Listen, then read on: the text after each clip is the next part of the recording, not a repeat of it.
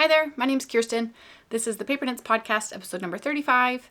I'm a knitter from Edmonton, Alberta, Canada, and I really love to knit. And I'm so glad that I get to talk about my knitting on the internet here with you.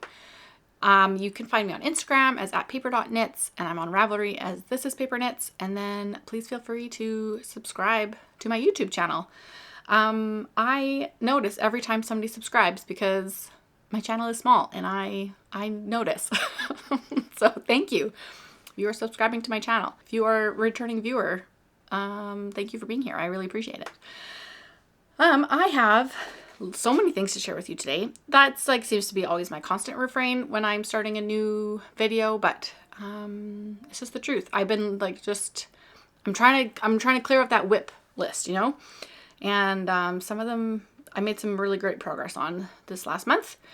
I'm also talking all about sweater vests apparently, and so I put on a sweater vest to just complete that whole experience. I have two to show you, and I'm wearing one. So this one is called the Anuka vest, and it's by Florence Sperling, and I did this as a test knit in the fall of 2023. And I knit mine in Jameson & Smith 2-ply, and it was a challenging and rewarding knit. It is all over color work. It is knit flat in pieces, so it has flat color, pearl side color work, and then also intarsia. And there was a lot of balls of yarn happening all at once, and really that was the hardest part of it, was the yarn management and the panicky feeling that I would get sometimes because my yarn would get tangled. Sometimes I feel like I don't know how to wear a sweater vest, what to style it with. And so sometimes I just try on different outfits with it, and then I change. And then I just feel like a bit of an imposter, I think, when I wear it. If you're not a hat person and then you wear a hat and then you're everybody knows that I'm not a hat person. That's what it feels like, I think, a little bit with the sweater vest. Which, whatever. I'm going to get over it because I have other ones to wear. I wouldn't, in my FO pictures for this one, I have a chambray colored shirt under it, and that would be probably more how I would wear this, but I wanted to wear this today so I could show off my other things. I just have a long sleeve white shirt on. Anyways, let me show you. I have them marked as finished objects on Ravelry. I've almost added up all of my yardage for them. They're not technically all the way done. So I have been teasing this Agnes sweater vest for months. When did I start this project? I started it in March of 2025. Okay, you know what? I would have said it was longer than that. March of 2025. I marked it as complete in March of 2026. I just took it off the blocking mats 5 minutes ago. I don't quite have all of my ends woven in. I have most of them woven in. This had so many ends, but I have a few of the gory ones left because I wanted to make sure that it would block out okay, or I was going to have to do some surgery on it. This square and also this square were a slightly different size than everything else, and so they were kind of bubbling and funny, but I think it is okay. So let's do an outfit change. Ready? I'm also going to just quickly weave in that end that's on the front of my work. All the rest of them are on the back of my work. I had started weaving in ends on this, one square at a time kind of thing. And then I just stopped doing that. And so I thought that I had more squares done than I did at that point. And so I had woven in all the ends, but then I had to make twice that many again, I think, and didn't weave in any of the ends as I went. And so then I attached them all together, and then I just had to weave in. There was 2, 4, 6, 8 ends per square. And that was a lot. But like I said, I just took this off the blocking mats. I tried it on before blocking. I think this has fulfilled the intention of the project, which was to use up scraps and make a crochet granny square vest. Will I absolutely feel like an imposter wearing this? Yes. But I will try and get over that. This is a pattern by Bethany Lynne, and she initially had released it as just kind of a tutorial, I guess. and then later released it with like more as like a paid, like an actual pattern with like, I think different sizing and stuff in it. I don't know how the different sizing works because I didn't pay for the pattern. I just followed her blog post to figure it out myself. I started crocheting squares and then was like, wait, what size are these? And then figured out how many I would need, all of that. And so it was just very much like, I didn't want it to be fussy. The point was to use up yarn. And like, I think that I accomplished that. Apparently I'm just not allowed to talk about this project because a couple of my clips of my footage just like failed and went all screwy. So here's a video of my system for how I made sure that all of my squares were different. I initially started with this bulletin board and organized them by color based on the inside, like the very first round and then the second round. And so that worked for a while. My son helped me organize my squares because I mostly needed to give him a job to do. And eventually it moved to an Excel spreadsheet. I ended up having to add some extra random yarn in as I went because I didn't know how much yarn I was going to need, and I ended up running out of some of the colors. I used up every inch of the blue and this kind of goldish color. I used up every last bit of the green and then had to add in a different green, which matches pretty well. I started adding in this like purpley color because again I was running out of the other ones and was gonna have to duplicate the like color repeats if I didn't add in a new color. The gray is Briggs & Little Heritage, which was, I still have lots of that left over, but that was from my Rowan cardigan. I knew that I had lots of that, so that's why I chose it as the main color. What else about it? I experimented with lots of different ways to attach my granny squares together. I don't know if I really like the method that I chose. I wanted it to be as flat as possible on the front and the back because it's like worsted weight yarn. I didn't want it really like bulky seam everywhere, right? And I tried to arrange all of my squares so that I didn't have like really similar colors next to each other.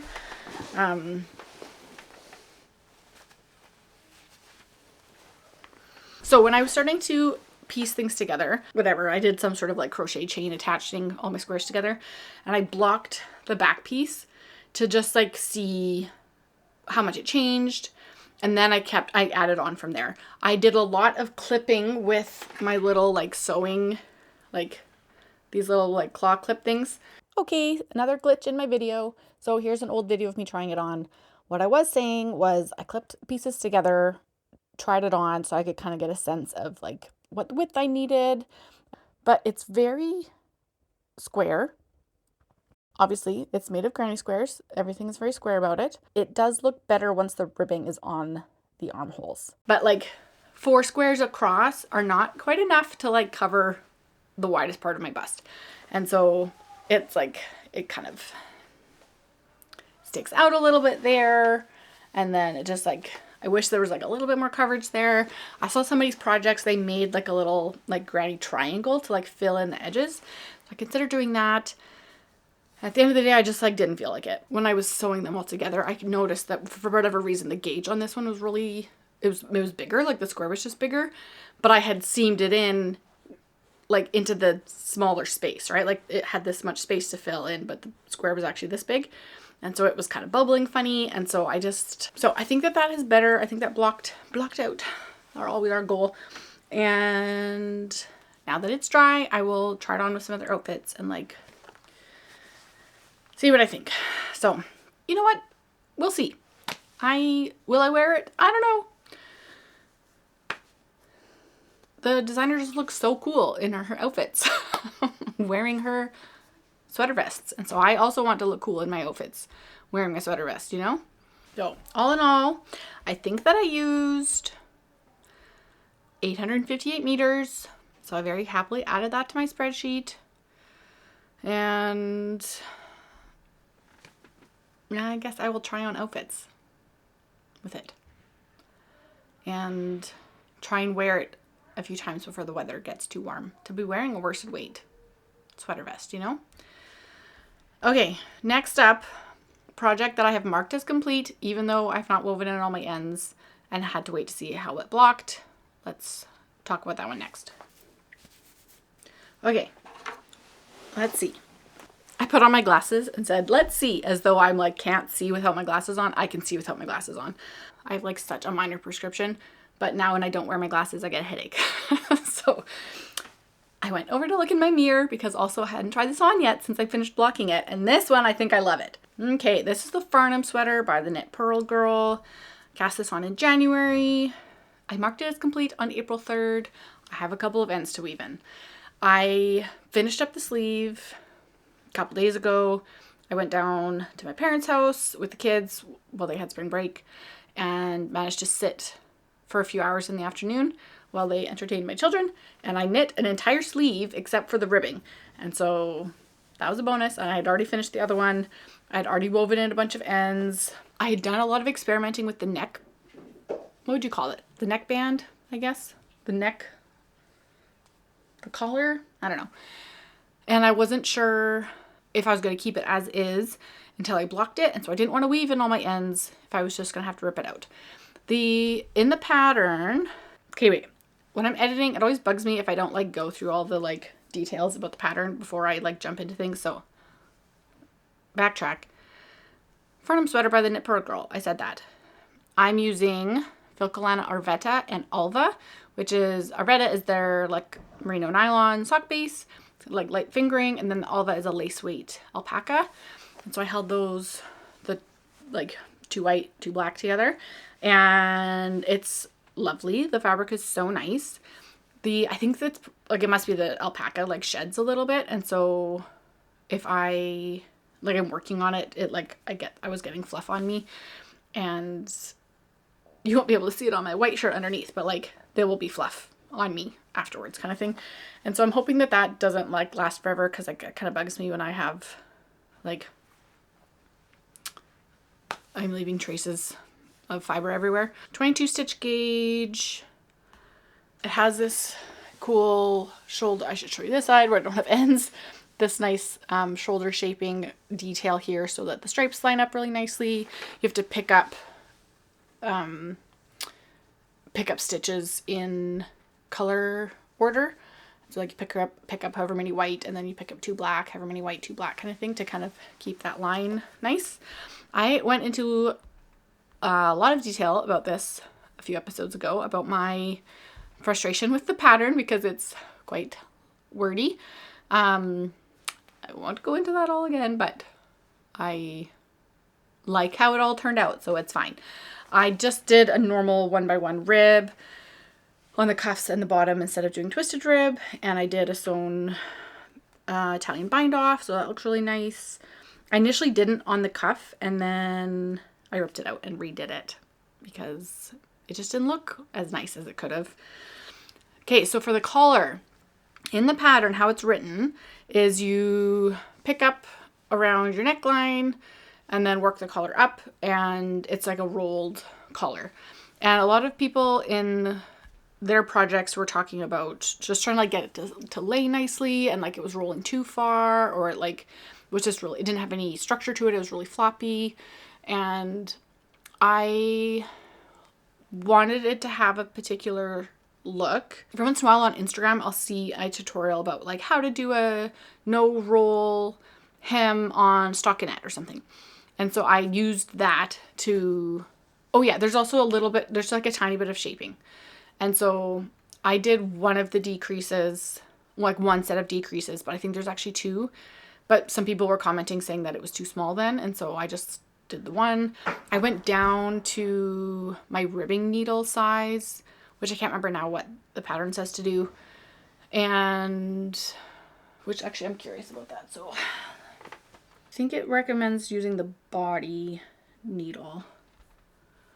Yeah, which is 4mm. I used 3.75mm and then 3mm for my ribbing.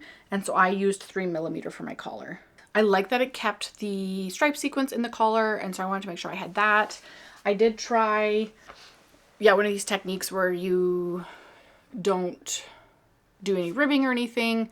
You just like, it's basically like you make like a little mini like folded collar, like folded edge, and then bind it off. And so I did that all the way around. I didn't didn't like it. It still rolled like crazy. And I didn't want it to roll and show the wrong side of the stripes, because when you switch colors, then you get like the pearl bump line.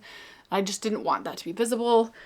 What I ended up doing was knitting almost the whole thing double, folding it over, and making like a mini folded collar. And so it's still, I get the like funnel neck effect. I did 4 rounds of black instead of 2 because I think initially I tried doing 4 rounds of black and then doing just like a tiny little turned over collar, but then it was still rolling down too much. I don't think I wrote more notes about that. I tried like 3 different things. I think initially I didn't knit down as far, and so then I knit another, like I knit my 4 black rows, and then I think I must have knit 8 white rows, and then I attached it right above the next black line down. Yeah, that must be what it is. And so I don't know if I needed to do the 4 rounds of black. I wanted to have the black line. I think in the pattern it doesn't have another contrast line. It's just white. And so I wanted that black edge. I didn't want it to roll. So I don't know. I'll see. How it's showing in my viewfinder is that black line is definitely standing out more. I'm going to go look at the mirror again. I think at one point I knit 5 black with the idea that then the like third, like 5 rows of black, because then the idea that the third row would be kind of like the turning row, but I'm pretty sure there's just 4 there now. Anyways, I'll have to decide. I will not feel motivated enough to rip it out just to take out 2 rows of black. But I think I like how it's sitting. I like get the bit of the like mock neck, funnel neck idea, but without it rolling. Yeah, I think I like it. Otherwise, like, I love everything about it. Like, this is exactly what I wanted. I wanted the really like stark contrast with the white and the black. I made it just like ever so slightly cropped. So it doesn't look cropped with these pants because they're quite high, but it's quite oversized. I only did a gauge swatch on this one, right? I didn't actually measure my gauge before I blocked it. I realized that after it was already in the water. I had been measuring it as I went, and like I was on gauge. So I will measure it again now that it's out of the water and like see how much it changed. The bottom ribbing had definitely was kind of squished in a bit. And so I pinned it out when I blocked it, just like ever so slightly, and just smoothed that out a little bit. And then I also tried to, you can still kind of see it. One thing I don't like about stripes is that it gets distorted by the neckband. So I tried to straighten this one as much as I could, but I think it's still kind of pulling up a little bit there. It's just how it works when you have to pick up stitches for the neckband. It's feeling warm. I'm really liking, like, the fabric is very drapey, and then having just how oversized it is with like the very like pronounced drop. I'm really liking this. This is what I was envisioning. This was one of my Christmas yarn purchases. I also, like, I couldn't have bought any less yarn, you know, like I have partial balls of like each color left, and that's it. And one of them, it's like I, barely dipped into, I think this one. I just was quite pleased that I didn't have a bunch of extra yarn. Like, I do obviously have extra, but I don't have like, I have all these skeins that I didn't even touch, which happened with my Tulsa tee, which I'll show you next. But so I see in my notes here, I made size E, which was A, B, C, D, size 5, which should give 53.25 inches final bust circumference based off of my upper bust of 39.5 and with 9.25 positive inches of positive ease at the full bust. So, yeah. Okay, I'm really liking this.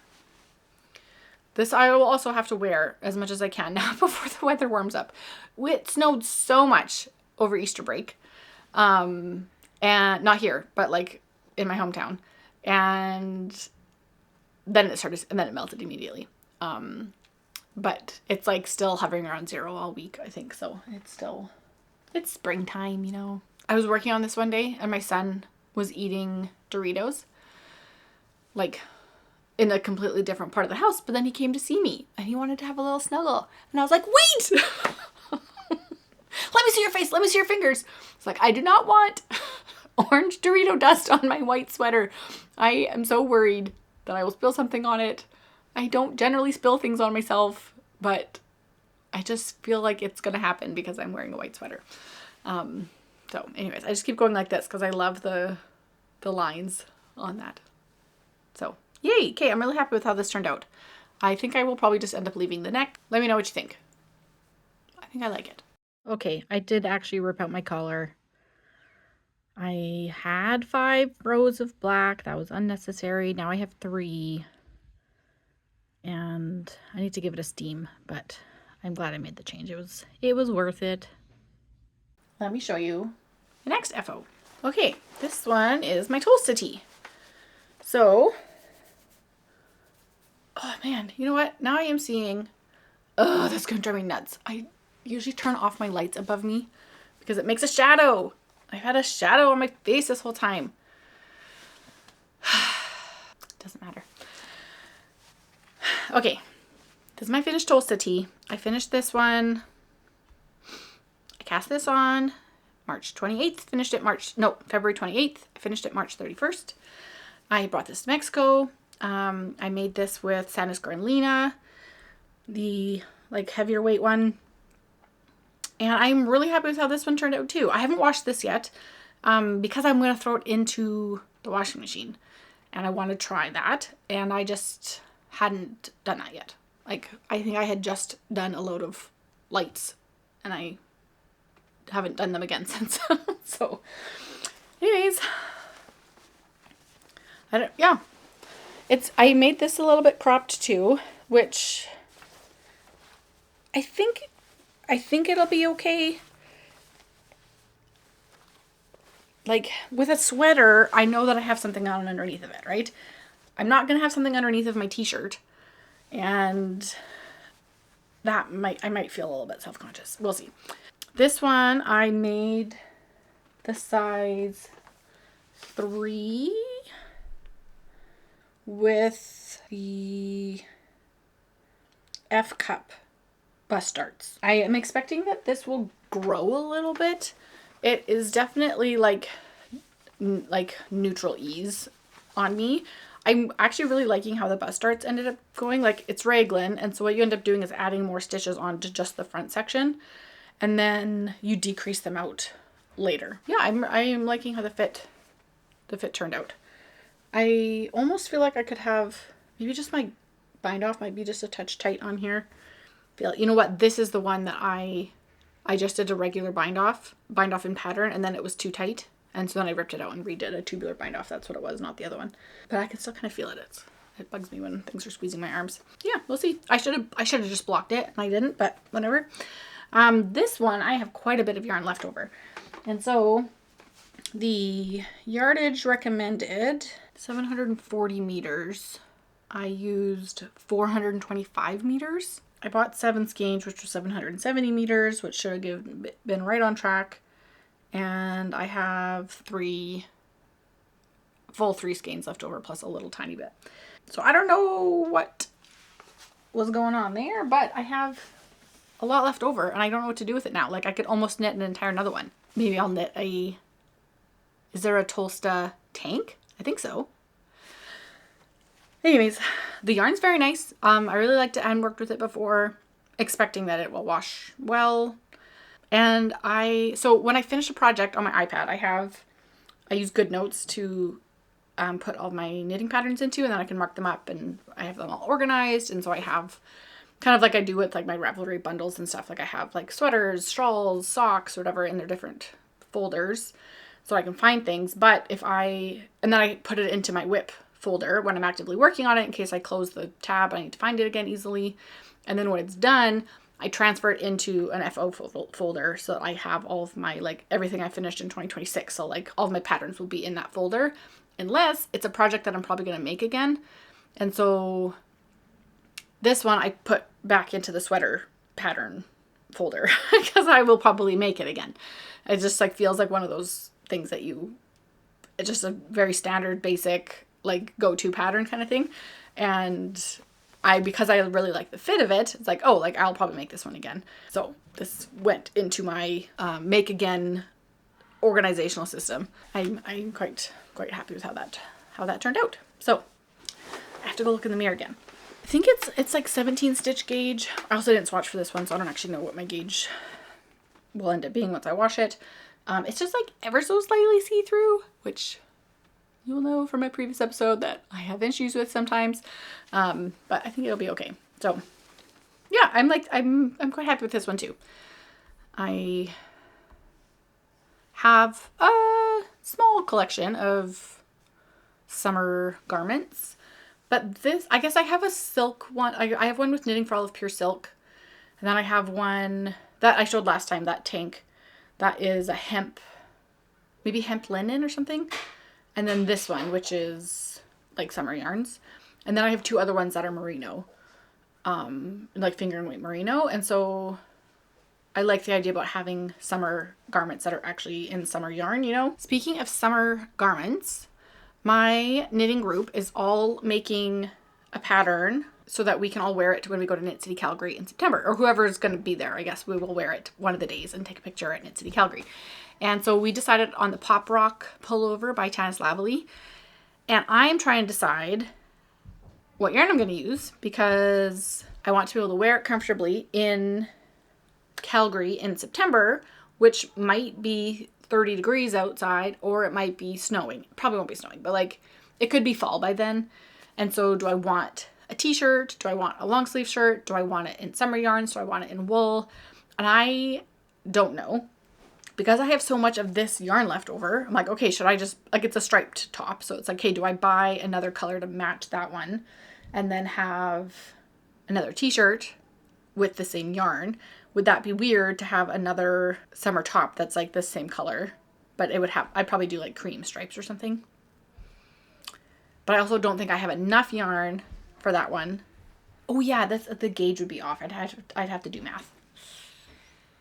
I need to decide what type of Pop Rock pullover do I want, you know?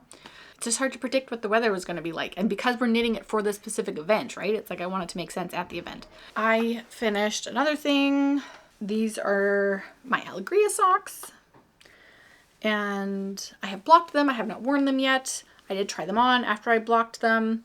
And I think I'm going to really like them. But for some reason, this one is bigger than this one. And I just wasn't quite ready to face that. So I also talked a lot about these in previous episodes. They are knit flat, I guess, and like modular, maybe would be the word. And that was a really interesting and engaging way to knit a pair of socks. So I enjoyed that. I messed up something though on my second sock when I was picking up, when you work across the top of the foot and then you pick up the sole to connect it and then you work back. I must have missed a few rows somewhere, because when I got to the top, like they were kind of askew, and I kind of had to fudge something when I went to join the like back of the heel, and I didn't count my stitches, and so I'm worried that I maybe ended up with the wrong stitch count for the leg of this one, or if it's just I just was knitting it looser. I don't know. Anyways, I knit these with Rosa Pomar Mondim, and so I'm really excited to wear some 100% wool non-superwash socks. And my husband has a pair of those, and I do not, and so this will be my pair. And I think they fit really well, minus the leg on this one feeling kind of loose. And I am quite pleased with them. So I got these finished right at the end of March, and I probably won't have a pair of socks for April, but 2 pairs of socks already this year, so yay. I'm gonna change back into my other sweater. We'll just ignore my couple of ends that are sticking out. There's quite a few on the inside. Okay, my main project has been a test knit that I'm doing for Gudrun Johnston for her upcoming vest book. And so I believe the book comes out this fall. It's vests and accessories. And from what I've seen from, like, in the test call, there was like, some of them were like her sample that she was showing them. Some of them were just a sketch. This one was just a sketch of it. And then now we have her like version of it that we can see. And I wasn't sure if we could share about it, but like people have been sharing it on Instagram all the time, and then she's been resharing it, and so it's like, I think it's fine. But here is mine. This is the front of the vest, knit in the round, and then it will be steeked. So there's my steek there. So it looks kind of funny right now because it's all squished, but I am so happy with how this is turning out. So happy with my colors. The pattern repeat is really subtle, but like effective, I feel like. And so, yeah, I'm really liking that.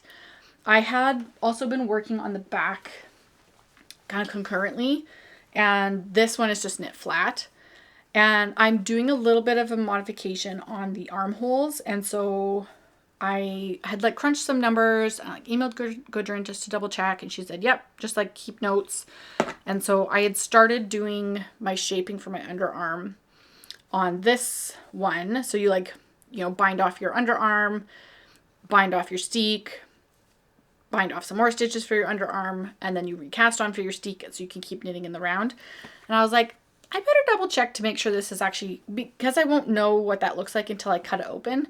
I was like, no, I'm going to go back and do it on the back first so I can double check. The shaping is a little bit different on the front versus back, but I'm going to just like confirm that it's going to work, I guess, here on the back. So I'm at the point now where I need to do a little bit of math again.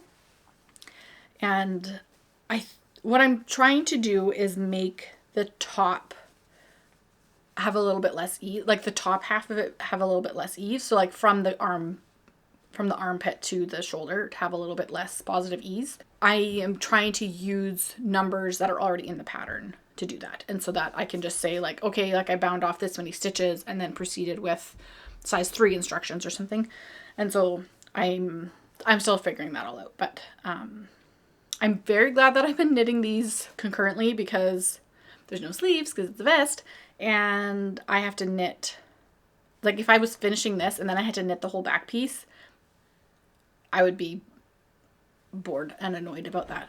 I'm using Whole Scarn Super Soft held double for this, which I'm really liking. My swatch turned out beautifully. This is going to block really nicely. Every once in a while I miss one of the strands, and so then I have to drop down and catch it, just because like, you know, I only grab one of my strands instead of 2, which actually I haven't noticed. I think I'm probably paying a little bit more attention when I'm doing the color work. But when I was doing this one, like when I was working on it yesterday, I noticed a few like down here that I had missed. And so I had to drop down and fix that. But that's okay. So yeah, third sweater vest of the day. I'm excited to keep working on that. I have to get going, like it's due in a couple weeks here. And from what I've seen from all the other vests that are in the book, like they're going to be really beautiful. I'm pretty sure that Gudrun and Mari from Colorado Knitter and then Alicia from Edmonston Creations are going to Shetland to take pictures for the book, which is just like so cool. I can't wait to see the pictures. Like it's just going to be incredible. So yeah, feeling excited about that. Glad I can be a part of it in a small way of doing the test knit, and just like quite pleased with how this is all going. So I'll be happy to cut this open when the time comes. I'm going to have also a steek for the front neck, and then they're joined together with a 3-needle bind off in contrast color. And so I can't remember which of the contrast colors it says in the pattern right now, but it's just kind of a cool detail on it. So hopefully I will have a finished one to show you next time. So that's coming along nicely.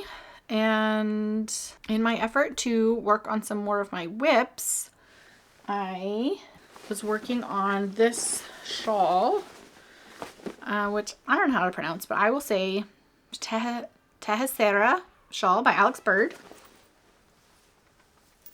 which is this Rusamina inlay shawl that I saw when I did her class at Knit City Calgary not last year, 2 years ago. And I started this November 2024. This is where I was the last time I showed it to you, which I don't even know when that would have been. It's slow It's slow going. The actual like inlay part isn't hard. It doesn't take long. The seed stitch takes long. Every row is getting bigger and bigger and bigger. I think I need 3 balls of this blue and I'm on ball 1. So it has to get a lot bigger. But I had brought this along to my parents' house and I brought this along and that was all I brought. And I wasn't expecting to knit a sleeve in a day. And then the next day I finished the cuff. And so then this is the only thing I had to work on. And so I did probably like a solid inch and a half of it. And then I was like, I'm bored. I don't want to knit this anymore. If I'd had a different project with me, I would have been switching to the other project. So it's, I like seeing the pattern emerge as I work that. And so this like, whatever, it's like 30 stitches or something are like so enjoyable. And then you just have to like knit seed stitch and that's boring. So I can only work on this for so long in one sitting, which is why it's been slow. It feels beautiful. I'm using, they've changed their name now. They're now called A Yarn Story. It used to be Walcott Opus, which is wool and alpaca. And then the fluffy one is a collab with Walcott and Le Garçon. And it is also alpaca. Oh, alpaca merino silk yak. So it's beautiful. That's held double and just like obviously very striking pattern on it. So anyways, small update on that. Who knows the next time we'll see it again. I've been working on my squares for my sweet shop blanket. I just did this one yesterday. Look how perfect this yarn color is for me. I bought a mini set from Rose Hill Yarns, which is a local dyer to me. So this is 3 of the 5 that were in here. It's called Moonbeam Ice Cream. And so I skeined up this one, my favorite purple one that was in it, and then one of the greener ones. And so I did probably like 5 squares maybe over the weekend. And then added up how many I had, figured out how many more I need. And it's like, it's so many, but I'm kind of back in the swing of it, I guess, a little bit. I'm ready to add my next contrast color to this one. I have 27 squares, I think. And instead of doing it like the Sweet Shop blanket says, where you attach them as you go, I'm going to just seam them up together afterwards so that I could not stress about where my colors were going. But anyways, small update on that one. Okay, let's say that's all the knitting. Let me show you something else very exciting. Are you ready? Ta-da! I bought an e-spinner last week. Here's what happened. Jolene of Jolene Knits A Lot bought an e-spinner a few weeks ago. And she's been spinning on a Turkish spindle for, I don't know how long. Not that long. Less than a year. And has already spun far more than I have ever spun on my wheel. And has already knit with far more of her hand spun than I have knit, because I've knit 0 with my hand spun. And that's all with her spinning on her Turkish spindle, which is a slow and steady process, you know? So she got an e-spinner. She got a Daedalus Dove, I believe, and brought it to knit night last time. And so like I knew that she'd bought it and I was like, okay, great. I can't wait to ask you a million questions. And she brought it to knit night and I was just like, oh, and like I brought my wheel. So she encouraged me to like, let's spin together. So I brought my wheel and she had her e-spinner and we like spun during knit night. And it just was so like mesmerizing watching her, and her yarn was so even and beautiful. And immediately I know my brain is like, Kirsten, you should buy an e-spinner. And the other part of it's like the angel and the devil, you know, being like, no, you don't need another craft. Like, calm down. You don't need that. And I knew that like Jolene got this, like I'm going to want to copy her and be just like Jolene and get an e-spinner. And then the little angel says, no, Kirsten, you have so many things. You don't need that. You literally have a wheel, spin on your wheel. And then I bought an e-spinner. So partly because one popped up locally to me and It was an Ashford e-spinner. I had looked at, we have a 3D printer. I had looked up 3D printing my own e-spinner. But that involves like motors and stuff. And I'm like, no, I'm not doing that. And this one popped up close to me. It was slightly less money because it was secondhand. The person who brought it, she brought it over to my house. She was delightful. She's like, she has one. She was selling this one for her mom. We were like chit-chatting about spinning, and she was trying to convince me to come to like the Edmonton Spinners and Weavers Guild because they have like a spin group. And so maybe I will. But I immediately spun a braid of fiber. This is my second one. I have a bunch of fiber that I got with my... Oh, Birdie's jumping up onto the shelf. We'll give her a minute. Go ahead. You can do it. I had a bunch of fiber that came with my wheel when I bought that, because I bought that secondhand too. So most of it was labeled, but some of it wasn't. And this one had a label on it that had... I don't know where it is now. It has the brand of a company that doesn't exist anymore. And the actual part that said what the fiber was ripped off. And so I don't know what it was. But she brought the wheel to my house. I sat down. I started spinning. And I think it's maybe merino. I'm not sure. It has more drape than merino. I would expect it to. It's not perfect.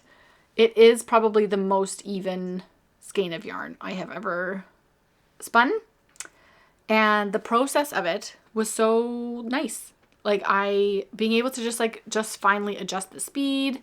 This needed like way more twist than what I was like initially giving it. And so it was just like falling to pieces. And so it was like, hey, just being able to adjust that. Like I can adjust that on my wheel as well, just by like, drafting slower or treadling faster, or like adjusting the whirls, the ratio. But like, I just don't really know how to do those things, and I haven't fiddled with it and haven't been motivated to fiddle with that. And so obviously this is new and shiny, so I was feeling very motivated, but also just like sat on the couch and like plugged it in and like just got to like be comfy and spin. And it was so, that like people talk about it being so meditative, like that's what it felt like, far more than it ever did on my wheel. And I don't know what is different exactly. Like the treadling, I don't feel like interferes with what I'm doing with I don't know what to call it, like the manual wheel, whatever, I'm not sure. The treadling, like I just like get into the rhythm of the treadling. Like I don't feel like I have to think about that. Like obviously it's another thing that's going on in my brain, but I think that part of it more is that like I have to sit upright in a chair, and I have to like, I'm kind of like hunched over. Oh, like even just that, like, that motion, it's like, that's how I sit. Like, ooh, it like hurts my back.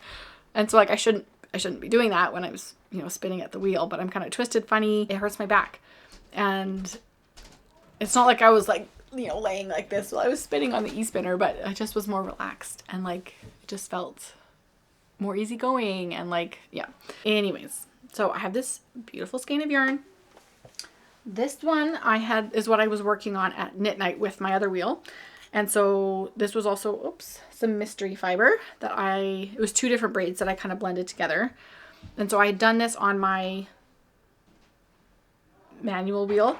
Now Birdie's food went off, so she's jumping back down again. There you go. I just finished this one then on the e-spinner, which has a little bit of, like I blended the fibers differently, like blended the colors differently. So I'm really excited to apply these together and see how that looks.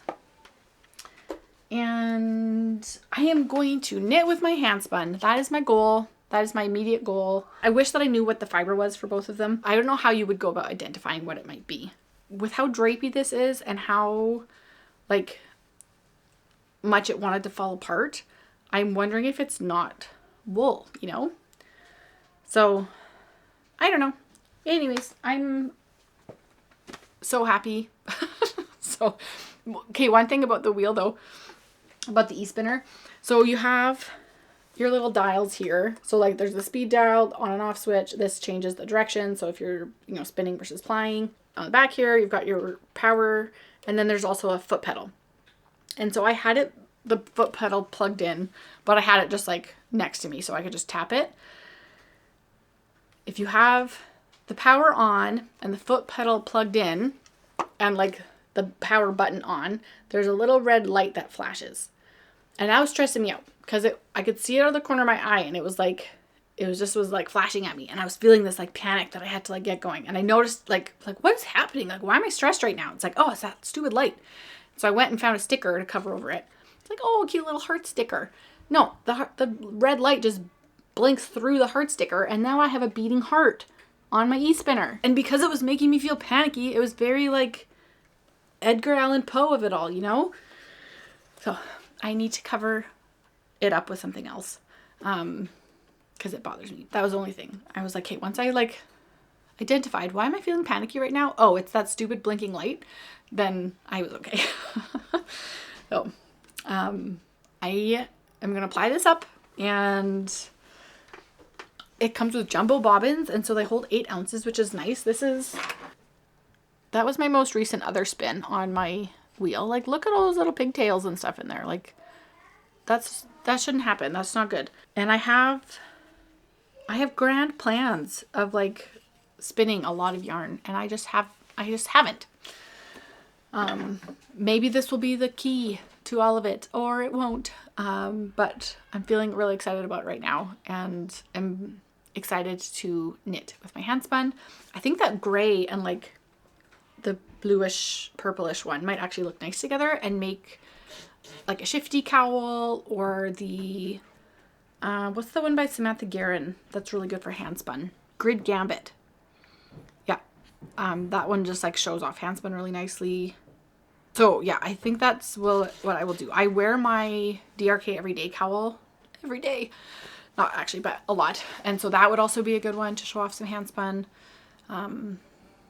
So I'm excited to actually knit with it. I don't enjoy plying, and so I'm hoping that this helps with that process too, but I have been putting off plying those 2 bobbins together because the plying process kind of stresses me out. But I also noticed when I plied the gray with the e-spinner of just like also how much more like control that I felt like I had. But then maybe I didn't. I don't know. I don't know enough about it to have an educated guess about what was going on there. Jolene and I are both signed up for a class at Prairie Fibre Festival in Olds about drafting, and so I'm looking forward to that. Need to decide which wheel I'm going to bring. So if I feel like I've done enough on the e-spinner to feel confident with that, then I will bring the e-spinner. If not, I'll bring my other one. And speaking of Prairie Fibre Festival, if you are local and you want to come to a class about steeking or about fixing your knitting mistakes, I'm teaching at the Prairie Fibre Festival in Lacombe in September. I will put the link down below in case you want to check that out. Did I mention that last time? I'm not sure if I did or not. I don't think so. I don't think the classes were up yet last time I filmed. Anyways, I'm excited for that. Maybe next time I will show you the project for the steeking class, because I have knit a lot of colorwork coasters and then steeked them because I made a pattern and then taught a class at the Fibre Nook for the steeking one. So, and the fixing your knitting mistakes one is like what to do when you drop your stitch, or how to figure out if your stitches are twisted, or how to put in a lifeline and rip back, or how to just like tink a few stitches, or what happens if your whole needle comes out and then you have to pick it back up again. I think some like if you're a newer knitter and it's like trying to fix some of those mistakes is like the kind of like that next step of like, hey, I can do the knits and the purls, but then what happens when I make a mistake and I don't know how to fix it again? But also talking about like, this is what the anatomy of a knit stitch looks like, and so you can read your knitting, I think is like kind of that other next level too. Being able to identify what the anatomy of the stitch is telling you, and then being able to like find and fix mistakes based around that. So that's the other class that I'm doing. Okay, it's time for supper. I need to go. I feel like I was blah, blah, blah, talking really fast there. Maybe I will apply those bobbins together so that I can put a nice picture. That'll be a motivator for me. I just need to take my time with applying. I don't know why. It stresses me out, but anyways, okay. Thanks for joining me today, and I will see you again in a couple of weeks. Happy knitting. Bye.